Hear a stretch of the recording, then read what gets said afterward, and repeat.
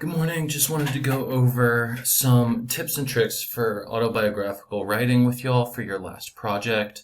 Hopefully this is a little bit easier than some of the research heavy stuff that we've been doing, but I still want to go over and give you kind of some helpful cues into how I deal with these kind of writing. So first, I want to get into how to get started.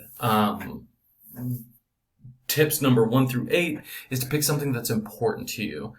There's a couple reasons for this. You want to be able to remember it clearly, especially if it's a long time ago. So it's one of those that if you've picked something that has meant a lot to you in the coming years, there will be more opportunities for you to write. It won't just be like, I made this decision and that was that, and then you are left with needing 2 or 3 more pages. So I wanted you to pick something that it could be any number of things. It could be an important relationship or a moment that you realized you wanted to go to college, or that you even realized it would be possible for you to go to college. If you need help brainstorming, I'm happy to help you with this. But one of the things that I think about often is it should be something that has multiple iterations. In the case of the mentor figure, good examples of this is you can write about a scene where you meet them, an early interaction, and writing about the moment where you realized it was important to you. Similarly, if you want to write about picking your major, you could do an early story of if you study astronomy and you went stargazing as a kid versus when you realized that maybe this was going to be a real possible thing for you. These are all different ways you can break up the story into multiple scenes. So getting into that, I want to go into the difference between exposition and scene. So exposition is when the author tells the reader something happens directly. The example that I came up with it was after the fight with my father that I ran away and joined the circus. The key points about this is it doesn't give you any access to why the author decided on the circus itself. We don't see the fight. There's nothing dramatized. But this is the big weakness of writing too much exposition. It can get rather boring, and also as you write more in scene, you'll find the pages flying away from you.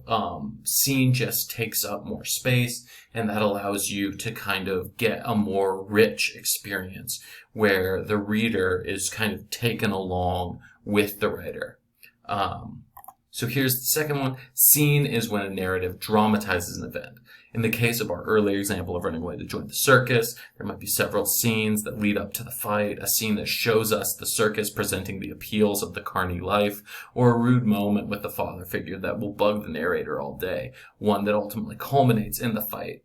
So at the end of the day, a good piece of autobiographical writing will use both scene and exposition. You don't want to dramatize everything, and so some things you just need to kind of let it say. You can open with that, I've always loved astronomy. I've always been interested in space or the sky. These things can we don't necessarily need to see that dramatized every single time when you only have a limited amount of space to write about what you want to write about. So here's some tips for writing scene. Exposition comes, in my experience, pretty easily to folks. In fact, it tends to, you know how you got to where you got, and so often early writers will use a lot of exposition. So I put more tips for writing in scene. The first is to take your time. You'll feel like you're taking forever, but you should. This allows us to it allows the reader to settle into the story. I would even recommend sometimes just if you would tell the story out loud in a way, you should do that first, which will let you set the scene and will let you treat it like you were talking, and it puts your voice into the piece. Second point that I would argue, before starting a scene, take a paragraph or 2 to describe where you are. A cafeteria, all right, but is it crowded? In what season? What's the weather like? Are you comfortable, or is the seat really hard and terrible? These are the kinds of details that will give a really vivid scene. You'll want to, I would say, every time you open a new scene, open with Where are you? When are you?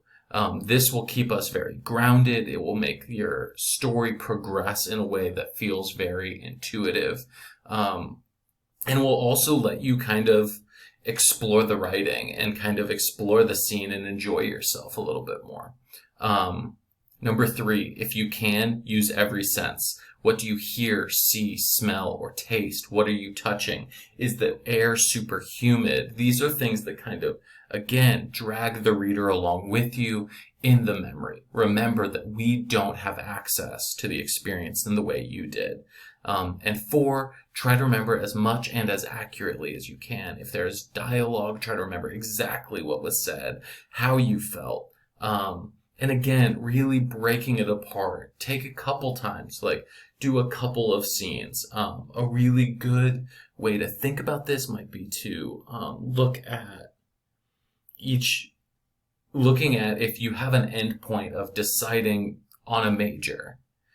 What were the obstacles in the way of getting to that major? And then write about those. Write about overcoming those or choosing against, like, maybe you changed your mind. Well, take us along for the ride of that indecision or that doubt or what that process was like.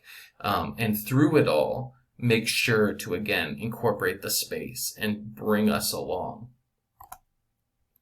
And so here's ultimately the last slide. When to use write and scene and when to use exposition. I like to say that a good rule of thumb to go by is that anytime the character, which in this case will be you, makes a decision or changes their mind, a scene is probably the way to go. We want to see why the character made a choice. What made them change their mind? Was it a conversation with a friend? Was it a good piece of advice at the right time? Or was it just they saw a freak occurrence outside in the natural world and that made them change their mind? We always want to give the reader an opportunity to put together cause and effect. As for exposition, it's great for important details that let us understand a situation better, but don't matter as much in the long run. It's not someone choosing to make a decision, but it's great for backstory. It's great for giving us a little bit more of what was going on behind the scenes. It gives us context. And so I would say, like, don't shy away from exposition, but also make sure to keep it grounded in scene. My example here for exposition is my aunt had always been a carny in her 20s, but my dumbass father never approved of the way she lived her life. We don't need to meet the aunt. We don't need to bring her into a scene. But see how this gives clarification to the fight is it brings alienation from the narrator to this father, and it explains a little bit the appeal of wanting to run away and join the carnival. As always, if you have any questions, any concerns, feel free to let me know, and I will be happy to brainstorm some of these ideas with you.